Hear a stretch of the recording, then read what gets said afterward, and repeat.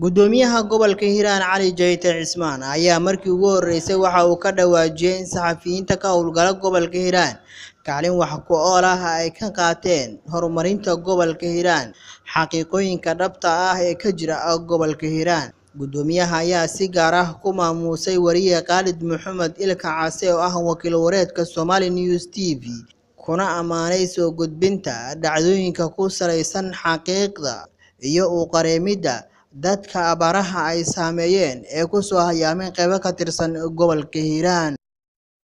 Taayta aadaan u gudbo waxaan rabaa iyagana inaan u mahad celiyo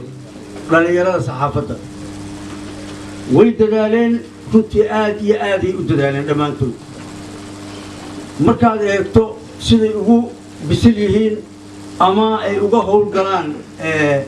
madalan ka soo qaad markii qaxootiga faraha badan ku soo qaxay degmada maxaa soo kale laba jeer miyaan saddex jeer waa inaan ku celiyay wariyaasha qaybo ka mid ah oo ay report ka soo diyaariyaan problemka intuu leeyahay nin wariye ah oo saddexdeen laba habeen ku dhaxaya meel kayna waa wax la dhihi karo runtii waa dad dadaalay ama wax qabtay waxaan rabaa iyagana mid ka mid ah inaan shahaado sharaf guddoonsiyo saaka ninka la yiraahdo Ilka Case waa nin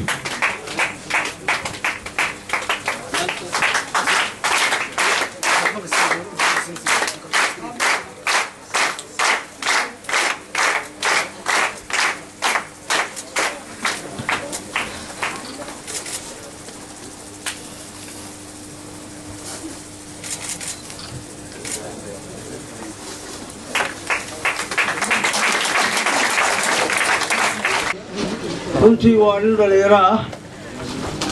oo ninkaasi baraaba ah waayo waxaa la yidhaahdaa qof kasta oo shaqeeya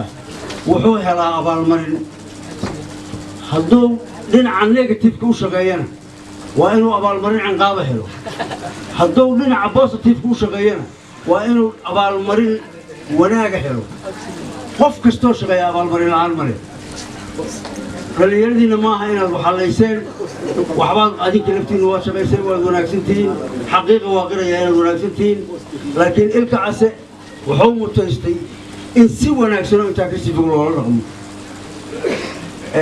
waxaan leeyahay dhammaantiin ka soo qaybgalayaasha iyo ciidanka xoogga dalka Soomaaliyeed guutada tobnaad dhammaantiinba waxaan leeyahay ciidamada kale ee qalabka sida mar labaad iyo mar saddexaad iyo mar afraad waa idin salaamayaa. السلام عليكم ورحمة الله وبركاته. wariye Khalid Maxamed Cismaan Ilka Case oo ka mid ah howlwadeennada Somali News TV ahna wakiil wareedka telefishinka Somali News ee gobolka Hiiraan ayaa lagu xusuustaa soo bandhigida dadka abaraha ay saameeyeen ee ku soo hayaamay deegaano ka tirsan gobolka Hiiraan.